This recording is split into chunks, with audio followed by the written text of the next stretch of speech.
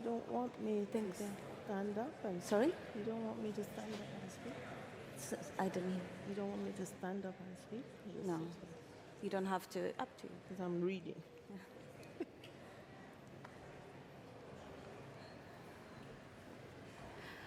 Good afternoon, everyone. Thank you for joining us for this afternoon session as we welcome Assistant Secretary General Ahunna Eziakonwa, who is also the UNDP Assistant Administrator, as well as the Director for the Regional Bureau for Africa.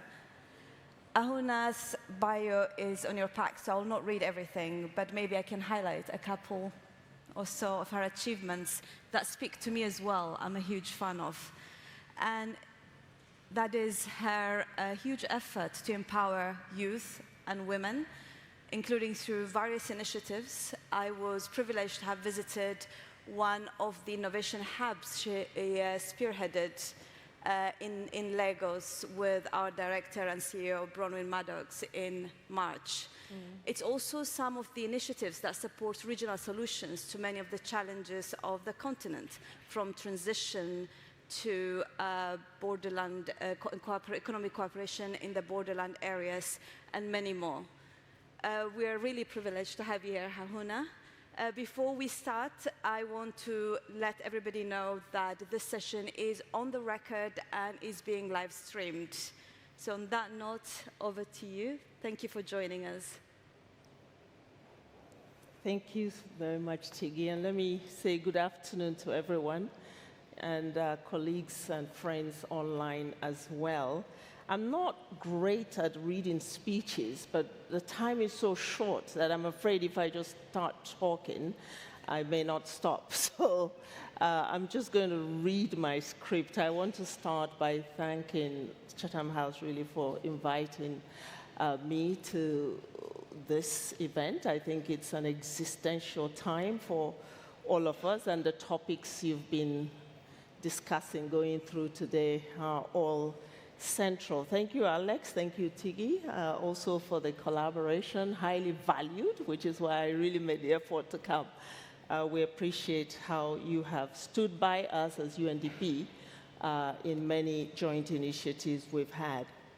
So the alarming escalation of crises and catastrophic risks is really something that has preoccupied us at the United Nations. And this has been for some time now, and I would just cite in a briefing to the General Assembly 2 years ago plus, the SG, the Secretary General of the UN, Antonio Guterres, characterized the global challenges as unprecedented, and he said they were unlike any other in our lifetime, and I think we all feel it.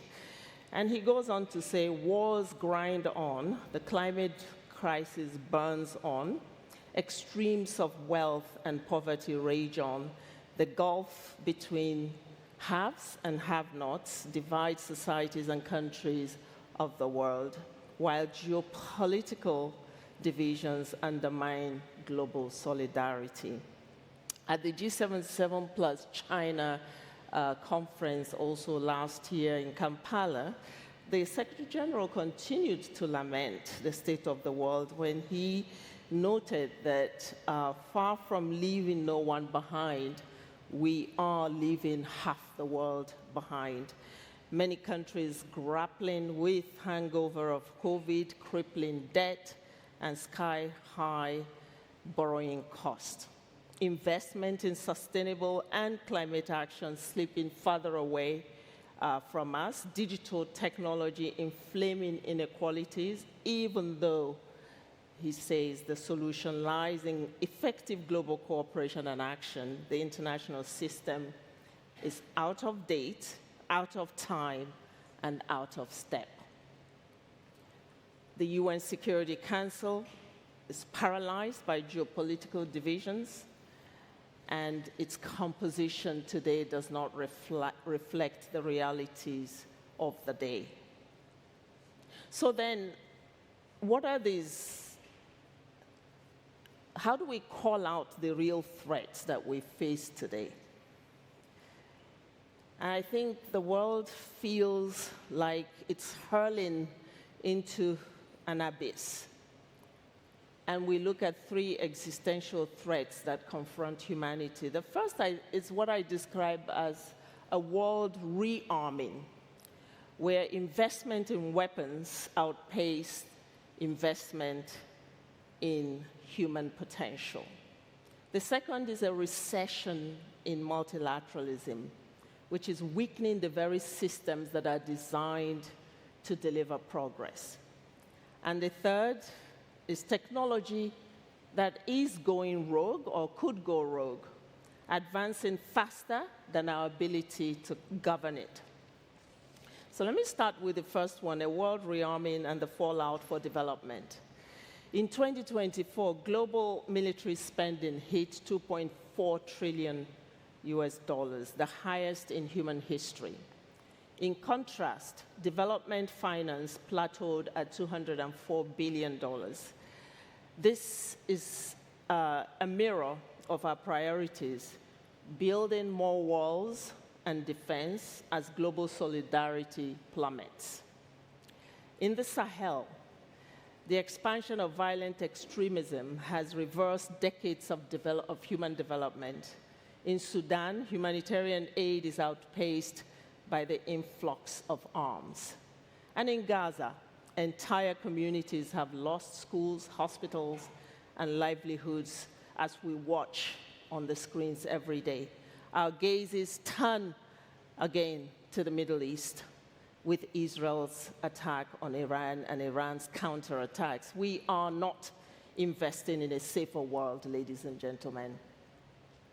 We are merely managing insecurity with more force and much less foresight, ultimately leading to more insecurity and more violence. But it is in the shift of resources away from development into defense that worries me most. It is actually the fact that a few years from now, one wonders, where will all these weapons end up? And if anything that happened at the end of the Cold War is anything to go by, we can make a wild guess. Maybe not so wild. A lot of that will fall in the wrong hands on the African continent, further compromising the security and development of that region. The second challenge is a recession in multilateralism.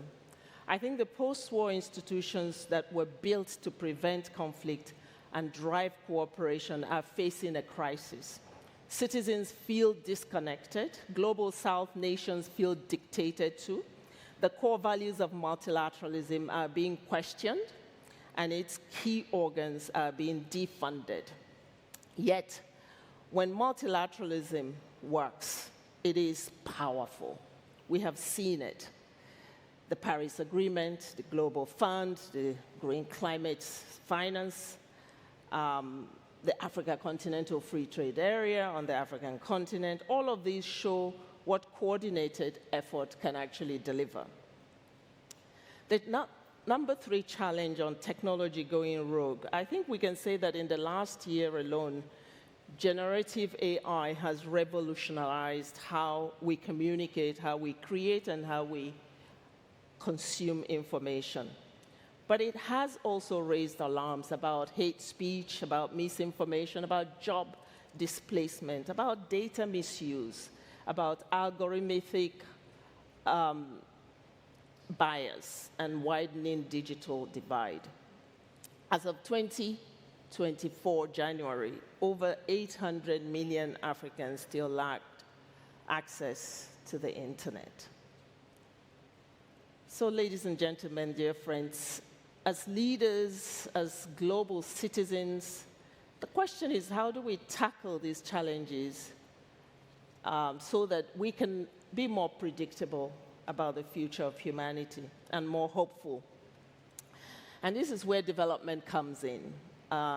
Development redefined as the backbone of global security.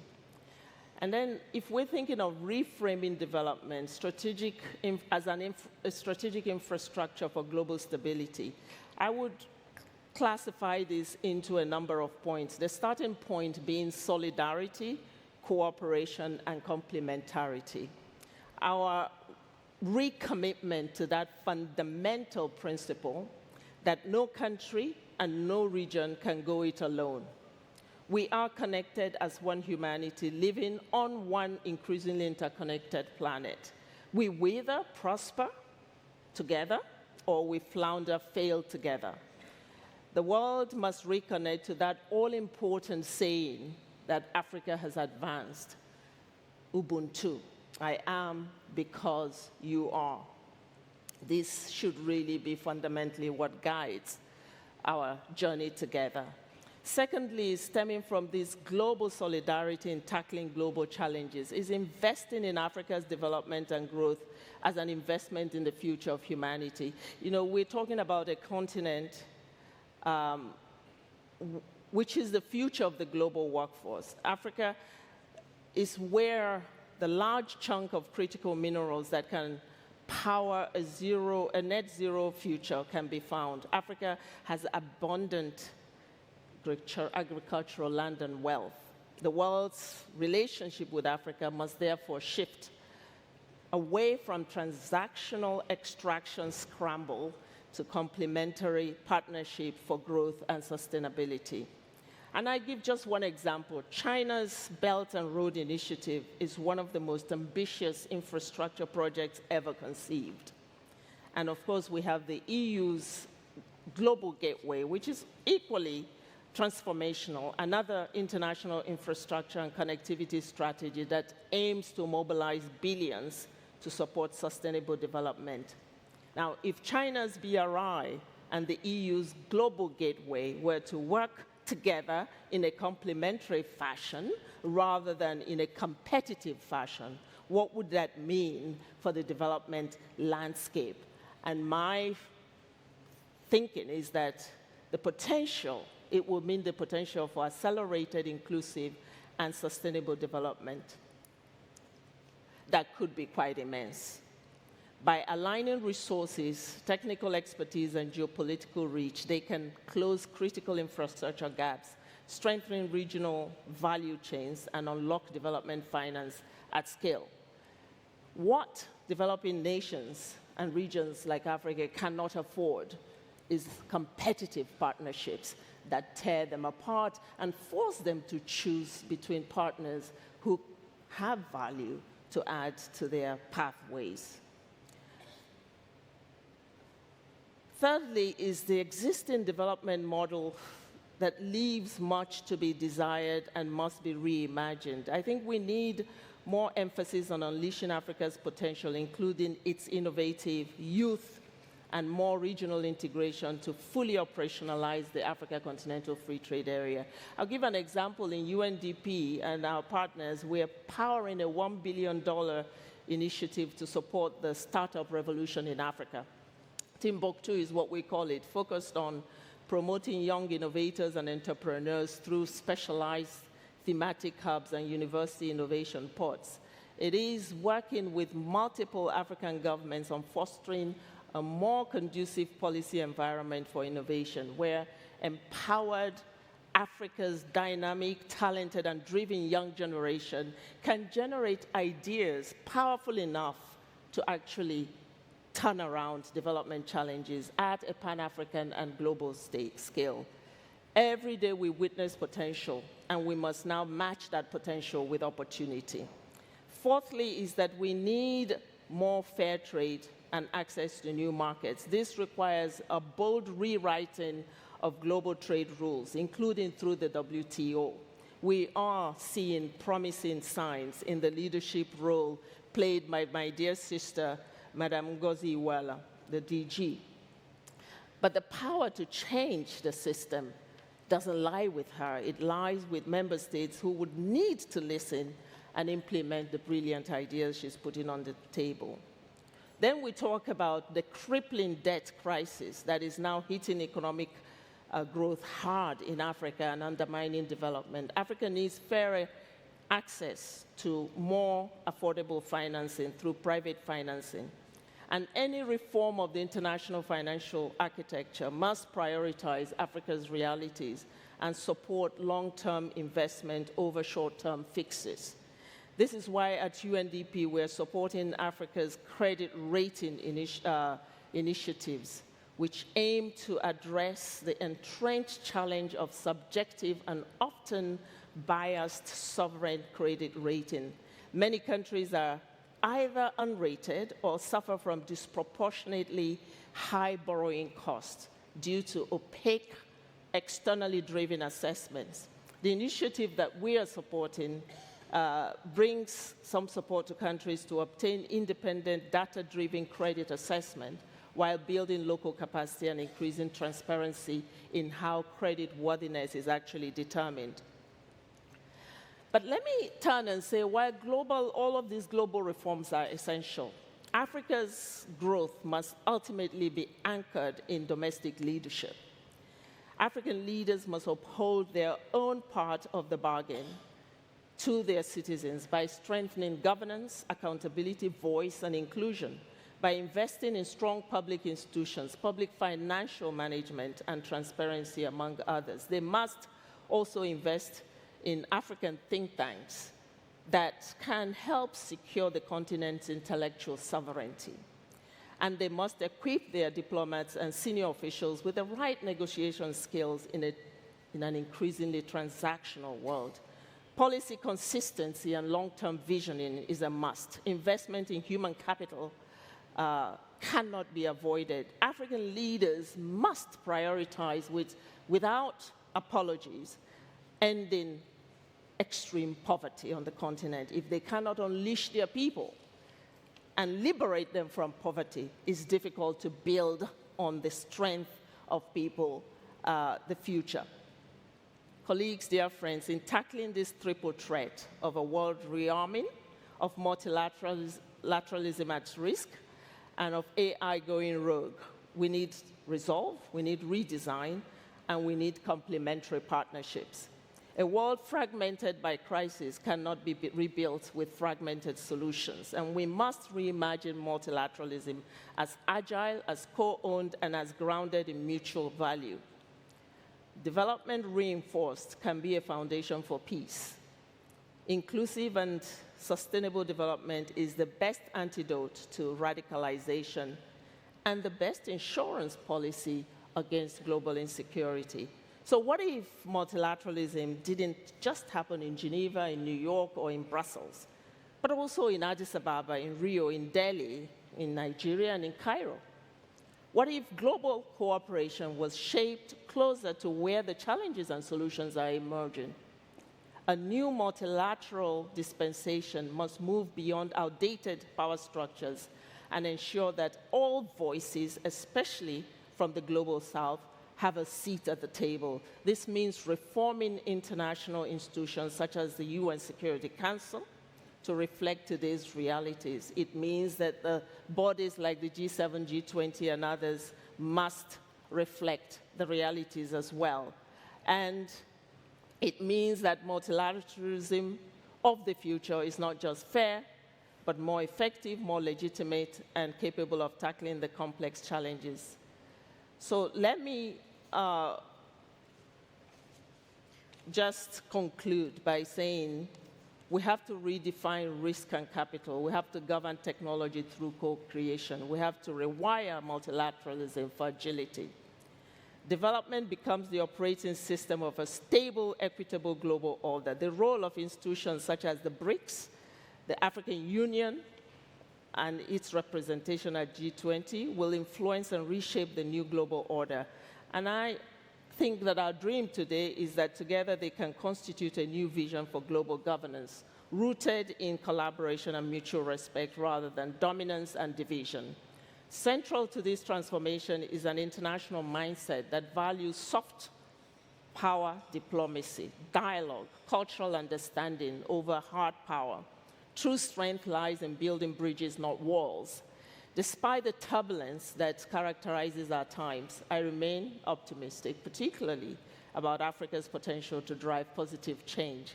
And this is because when we invest in climate adaptation in Madagascar, for instance, we prevent migration shocks. When we scale small, medium enterprises in Nigeria, we reduce unemployment and unrest. When we equip young people with digital skills, we create new industries before despair breeds discontent. There is an abundance of examples that together could transform Africa, but can also contribute to global stability.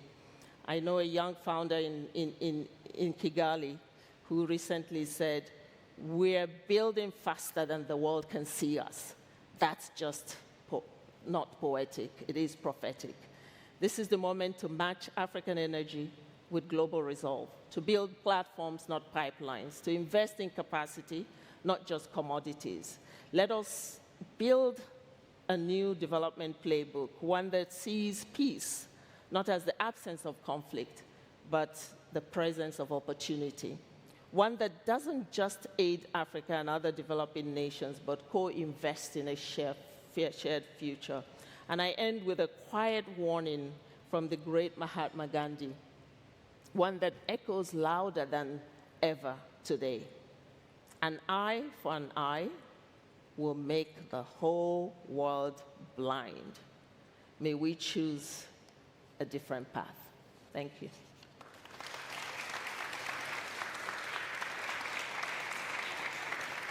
Thank you. Thank you very much, Ahunna. You have really touched on some of the big issues that we've been discussing at this conference, including all of these shifts globally, as well as what does it mean for global cooperation and the fatigue with the multilateral system. I was going to ask several questions, but in the interest of time, I think I should go straight to the audience. If there are any questions, please do raise your hand to get my attention. Otherwise, I'll crack on with mine.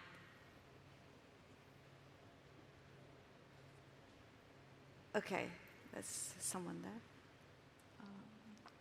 Thank you. I love that quote by Mahatma Gandhi. Thanks for that. It's lovely to hear that. And also, when you were talking about Africa, we saw what Western economies and pharmaceutical companies did during the COVID-19 period, right? Where they blocked basically vaccine supplies going out to smaller countries, and what just happened. How do you look forward to a more sustainable future in the African context when it comes to be it global supply chains or ensuring equity when it comes to supply and even critical infrastructure going in the long-term run?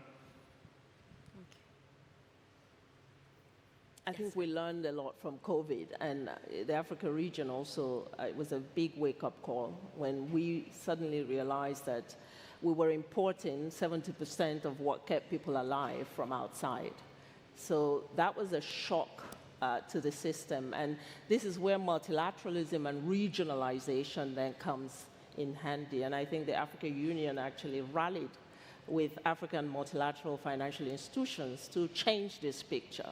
And you saw then discussions around Africa being able to manufacture the vaccines that it would need for diseases of the future.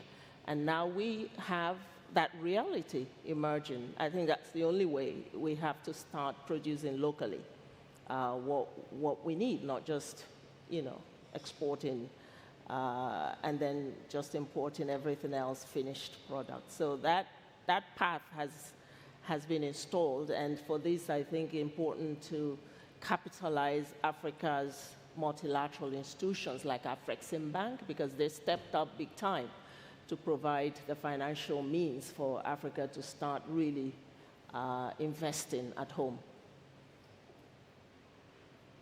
Yeah, over there. Thank you. Thank you very much, Ahunna. This was such an inspiring talk and conversation. A very quick question. You mentioned the need to rewire multilateralism, and I would love to hear from you what is the vision for this new form of multilateralism. What should global powers and partners do in that new system that we envision, but also what is the role and the responsibility of global South countries, especially the leaders as well as the people, to make sure that we shape both institutions of tomorrow as well as structures that really foster the Africa that you so beautifully kind of explained in your speech. Thank you. Thank you so much. I think the global South have to accept the responsibility really to step up and unite behind, say, the Pact for the Future. Because at the UN, we insisted that we needed to go beyond all of these things that were going on in terms of protectionism and recession, and get the world together again to adopt a pact. Actually, incidentally, it was Africa that facilitated the adoption of the Pact for the Future. And this is a one-in-a-generation force of humanity to really stop the erosion of trust in global establishment and global cooperation.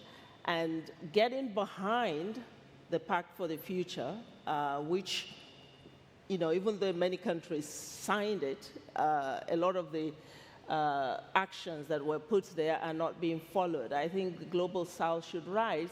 It's very difficult for those who are benefiting from the system to be the ones who lead the change, right? So that's why we think it's important for the countries that don't benefit from those systems right now to rise and take up their role. They need to continue to demand that developed countries pay up where they need to pay up. Climate justice, for instance, let the polluter pay more. Financing for development, for instance, the global trade regime, issues around cost of capital. So I think really the answer to this is a rebalancing. There are three categories of countries today. There's the rich, the big, and the small, and the other. And we really think for the new multilateralism, it has to emerge. This is not the death of multilateralism. It's an evolving multilateralism. And it could really go in the right direction if we have more within the G77 come forward and push through some of the things that we've been putting on the table at the United Nations under the leadership of the Secretary General. If I can just add one question, because I see the time moving very quickly. So in this context of tightening finances and as well as the lack of global cooperation and support, where will the financing for development come in Africa? How do we reimagine that to make sure that it can be made sustainable and support long-term growth? Yeah, so we've kind of gone beyond aid right now because, as I said, the sort of official development assistance is now, almost insignificant in terms of what is needed. So the first thing in terms of financing is really working on bringing down the cost of capital for countries that still need to borrow money to invest. Every country borrows, but they don't all borrow at the same rate. So you have a lot of African countries that are penalized based on perceived risks, and they can't go to the market to borrow, or they just can't afford the interest rates. We have countries servicing debt with up to 80% of GDP, and therefore depriving their populations of basic services. So the cost of capital has to come down, and that's what we're fighting for in the UN system. And we're hoping that will be part of the conversation in Spain later this month in terms of the financing for development. Trade and investment, of course. As I said earlier, there has to be fairer terms of trade. Continents like Africa have critical resources, and that has to be valued a little bit better. Domestic resource mobilization, which comes also with Africa understanding its assets, its values, and its ability to negotiate better deals for it. The financial architecture, I think it's not really designed to provide a safety net for countries in these times of great uncertainty and fragility and all the shocks that countries are seeing. So that has to be reimagined, how those financial institutions can change their business model so that they're able to provide the support and accompany these countries when, shocks strike.